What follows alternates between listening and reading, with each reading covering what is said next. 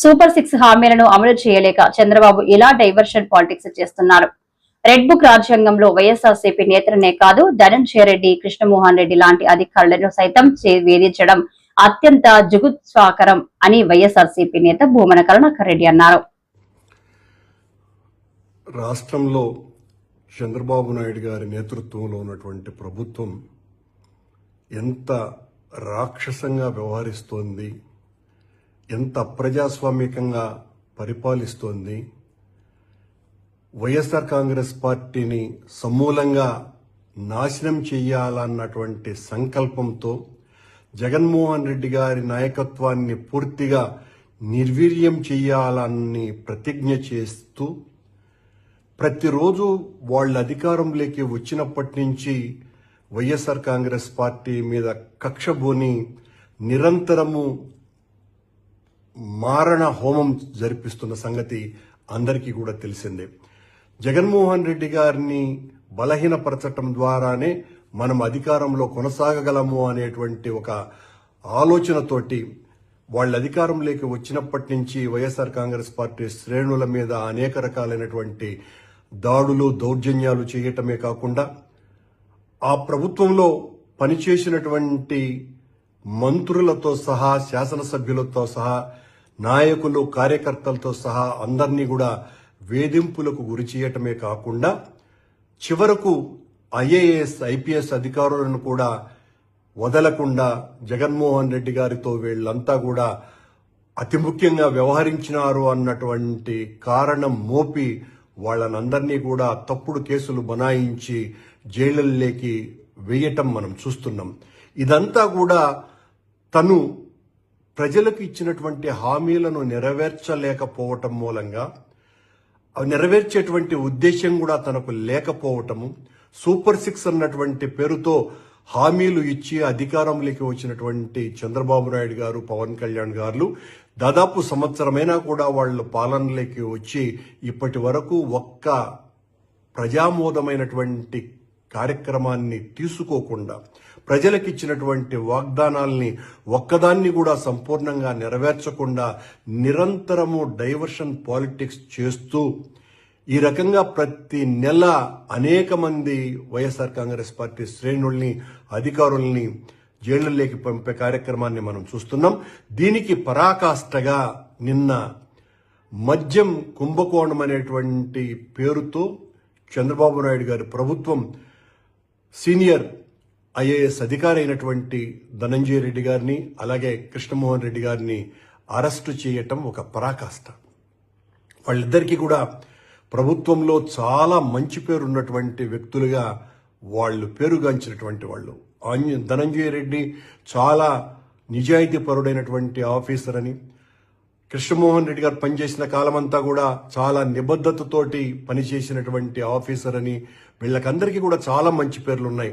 అలాగే ఐపీఎస్ ఆంజనేయులు గారు కావచ్చును, ఎవరైనా కావచ్చును, వీళ్ళకందరికీ కూడా వాళ్ళ విభాగాలలో అత్యంత మంచి పేరును సంపాదించుకొని వాళ్ళు ఉద్యోగం చేసినటువంటి వాళ్ళు.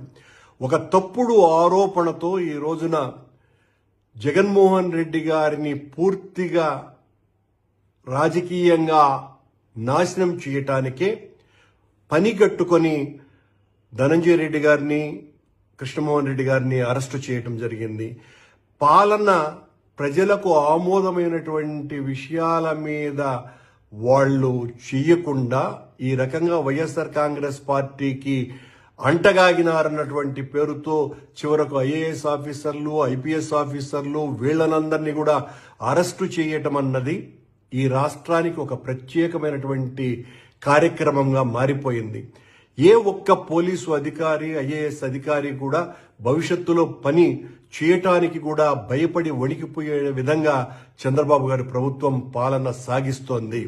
ఉద్దేశపూర్వకంగా తప్పుడు ఆరోపణలతో మద్యం కుంభకోణం అనేటువంటి ఒక పెద్ద విషయాన్ని వెలికి తీసినట్టుగా చంద్రబాబు నాయుడు గారు ఈ రకంగా జగన్మోహన్ రెడ్డి గారిని జైలుకు పంపించాలన్నటువంటి కుతూహలంతో ఈ రకంగా ఈ ఆఫీసర్లను అందరినీ కూడా అరెస్టు చేసేటువంటి కార్యక్రమాన్ని పూనుకోవటాన్ని తీవ్రంగా వ్యతిరేకిస్తున్నారు.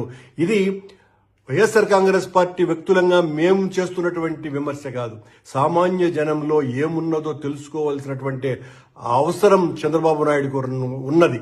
మీరు ఈ రకంగా అన్యాయంగా తప్పుడు కేసులు బనాయించి అందరినీ జైలుల్లోకి నెట్టివేసి మీరు ఆనందంగా పరిపాలించాలని అనుకుంటే మాత్రం అది మీ భ్రమ తప్ప మరొకటి కాదు.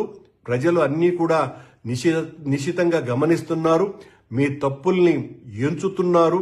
ఆ రోజున శిశుపాలుడి మీద శ్రీకృష్ణుడు తప్పులు ఎంచినట్టుగా ఈ రోజున మీ తప్పుల్ని కూడా ప్రజలు ఎంచుతున్నారు. మీరు ఒక్క హామీని కూడా నెరవేర్చకుండా ఎన్నికలలో లబ్ధి పొందటానికి జగన్మోహన్ రెడ్డి గారి మీద కావలసినంత వ్యక్తిగత పాలనాపరమైనటువంటి దాడులు చేసి ఊహలకు అందనటువంటి హామీలు ఇచ్చి అధికారంలోకి వచ్చిన తర్వాత ఒక్క హామీని కూడా నెరవేర్చకుండా ప్రతి 15 రోజులకు ఏదో ఒక రకమైనటువంటి డైవర్షన్, ప్రజలను పక్కదారి మళ్లిస్తూ వైఎస్ఆర్ కాంగ్రెస్ పార్టీ ప్రభుత్వంలో జరిగినటువంటి అన్యాయాలు ఇవి అని తద్వారా లబ్ధి పొందాలన్నటువంటి రాజకీయ ఆలోచనతో మీ పాలన కొనసాగుతున్నదే తప్ప సామాన్య ప్రజలకు చేయవలసినటువంటి మేలును గురించి ఒక్క క్షణం కూడా ఆలోచించకుండా ఎంతసేపు జగన్మోహన్ రెడ్డి గారిని, వైఎస్ఆర్ కాంగ్రెస్ పార్టీని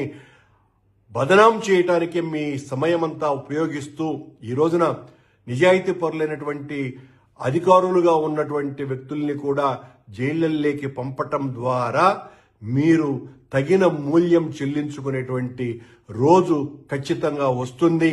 ఈ రాష్ట్రంలో ఈ రోజున అధికారులందరూ కూడా ఒక భయమైనటువంటి పరిస్థితుల్లోకి నెట్టబడేటట్టు చేస్తున్నారు. మీరు ఇప్పటికే చాలా మంది ఐఏఎస్, ఐపీఎస్ ఆఫీసర్లలో ఈ రకంగా ప్రతీకారంగా వ్యవహరిస్తే రేపు మన భవిష్యత్తు ఏంటి, ఈ రకంగా ప్రజల్లో చులకనయ్యేటువంటి కార్యక్రమాలు ఈ ప్రభుత్వం చేస్తూ ఉంటే తద్వారా ఆ పార్టీ అధికారం కోల్పోవటమే కాకుండా మనం కూడా ప్రజల్లో చాలా